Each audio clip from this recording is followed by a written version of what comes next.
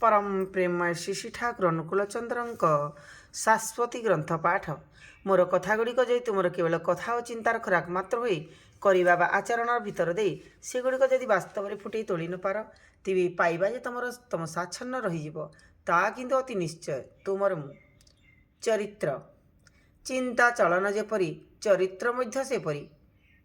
सुकृतिर लक्षण सुचरित्र सुचरित्र बुझाई दिए सुचलन आउ यह जेपरी अंतर्निहित धृति मध्य सेहीपरी करवा भितर दे ही चरित्र नियंत्रित हुए कथारे व्यवहार रे चलारे सुष्णुतारे तुम्हें जदि मंद हुओ ताहा केवल तुमरी भितर ही निबंध न थाए परिपार्श्वक परिवार परिपार्श्वक मध्य भी संक्रामित हुए ताहा तेणु भल जदि करिपार कर निजे भल होई मंद होई निज संगे संगे अन्यठारे मध्य ताहा संक्रामित करने को जाओना आपणार पारिवारिक परिवेश रे अभ्यास व्यवहार जहार जेपरी प्रकृति मध्य तार सेपरी साधारणतः आदर्शनिष्ठ उद्यम जो मानकर चरित्र रे उद्दाम होई रही थाए चिंता मुखर कथा ही सेमानकर स्वत प्रतिज्ञ प्रचेष्टा परायण सिद्धि प्रसु आउ यहाँ ही सेमानकर असल परिचय एपरी लोक जदि पाओ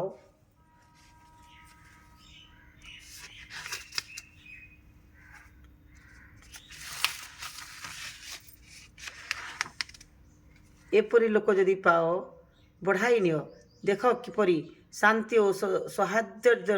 धंदा ही जो मानकर परिचालक बुझी नियो सेमाने ढेर खांटी अंतकरण रे आउ ओलटा जो मानकर प्रवृत्ति कथा और व्यवहार सेमानकर जेते भी उपादेय हो संदेह कर बुझ आउ से चलनारे मध्य विरत थाओ एड़ाइबा अनेक जंजाल पाओ बा न पाओ देहरे देवारे धंदारे जे उत्फुल्ल अक्लांत देवारे जहार अतिरिक्त झुंक दे सार्थक आत्मप्रसाद उपभोग करे अविच्छिन्न अतुट दायित्व जहार सानंद एवं सक्रिय अन्य विषय रे जेपरी हेउना कहीं से मनीष तुमर गौरवर आदर जहाठारे स्वतस्फूर्त जहार चलन कथन ही एहीपरी आदृत न होई पारेना तृप्त उदीप्त होई उठे से सौंदर्य रे इष्ट संश्रय जहार मधुर बाक और व्यवहार जहार मिष्ट एपरिकी मंद निरोध मध्य जहार तृप्तिप्रद सबु मनीष से वैशिष्ट तार फुटी उठी माधुर्य रे। जय गुरु जय गुरु।